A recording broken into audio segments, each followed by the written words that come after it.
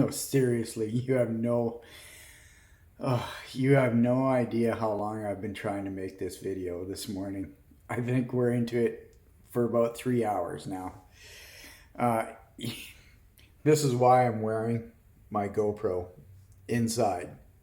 Well, the why is because originally I was going to go out for a ride and give a explanation of how and why I set up my GoPro the way I do for my gravel rides. But Mother Nature, well, she decided to rain and rain hard. So we're indoors in the giant echo chamber.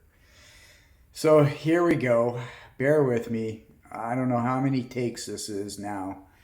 I am really running out of patience. My GoPro.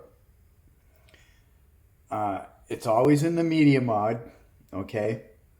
And I always use well, not always, 99% of the time, I use the Lens Max mod. Is that what it's called? GoPro, you and your naming conventions, I don't get it.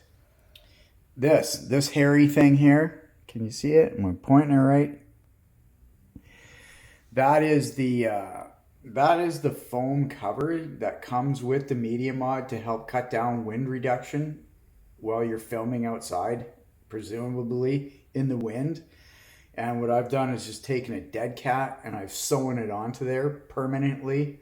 So I have better wind reduction and noise reduction, and it works like a hot damn. So my GoPro is always in this thing. Why do I have it set up like this on my chest? Can you see that? So if I'm standing upright, it's kind of at an angle. It's pointing to the sky, right?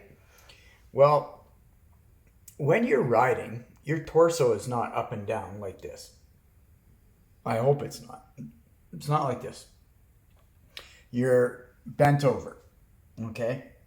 Now, as you ride your bike, you should have your camera perpendicular to the ground, level to the ground. What's the terminology? It should look forward. So you're capturing the horizon, right? So many times I have watched people make a cycling video, mountain bike video, and they don't position their GoPro in accordance to the position of their torso on the bike. So you either get too much sky or too much handlebar and tire and road, and it's just terrible. I know it's an easy thing to forget to do that, but if you're gonna go through the trouble of cutting a video on your bike, make sure you position your camera in accordance to the angle of your torso. So that's number one. That's why I have it like this.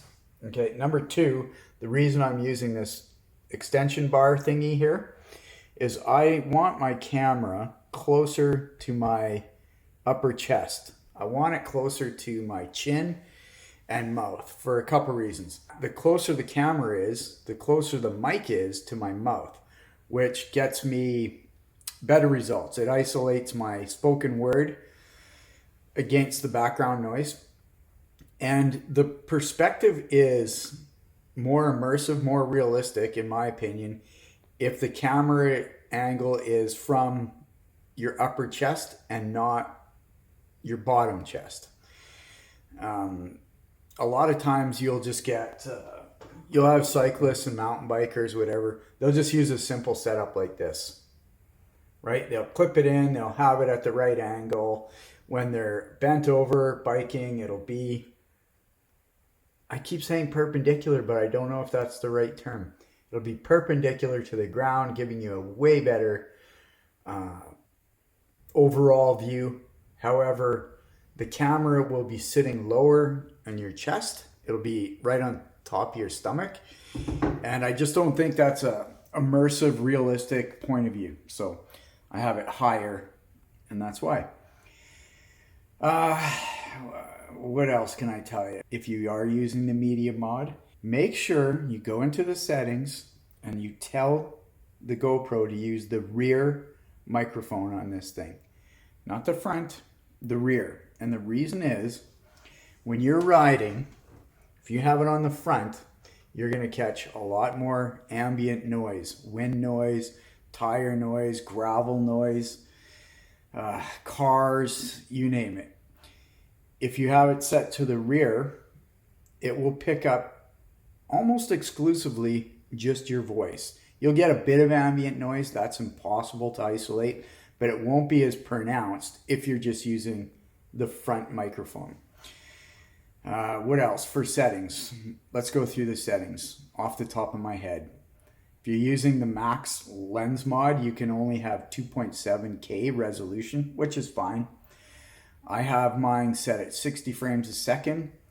When I make my videos in Final Cut Pro, my project is set to 30 frames a second. I find that's a nice between 60 and 24 frames a second. Oh, look at that. The sun's finally coming out. Man. Yeah, 60 frames a second, and then I make my project 30 frames a second. Smooths everything out, and you don't really lose a lot of detail as if you set it at 24 frames a second. I have my ISO set at 100 minimum, 800 maximum.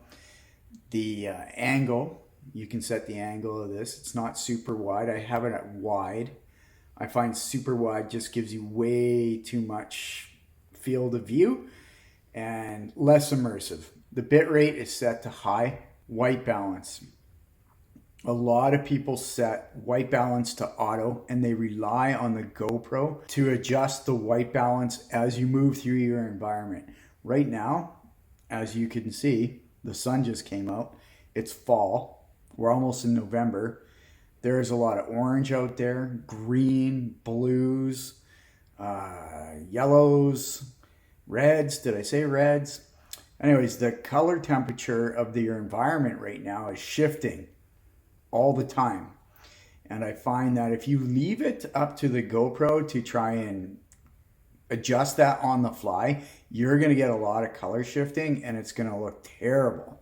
So, in fact, here's a little secret for you. Anytime you see one of my outdoor cycling videos I've changed it just to black and white, it's because I forgot to manually set color temperature. And I can't be arsed to go through the entire video and try and color correct the sections that have really shifted. So I just throw it into black and white. That's a secret. Take the time to set your white balance. For this time of year, I set mine to 5,000 kelvins. It's a little on the warmer side, but it is fall. I just think it looks nice. But I set it manually so it stays at one color temperature. I would highly suggest you take the time to do that. GoPro color, I use that. And sharpness, I leave it on medium. EV comp, I set it to -5. That seems to be the go-to setting for nearly anybody that uses a GoPro, just because the GoPro tends to overexpose the highlights. So if you set it at -5, you're not going to lose the highlights in the clouds and water and things like that. Oh, geez, that's it. Sorry, everybody. I'm done. So I hope that was a good enough explanation of how I set my GoPro up for gravel cycling. Thanks for watching. I'm going to go edit this and upload it and go cycling now that it's stopped raining.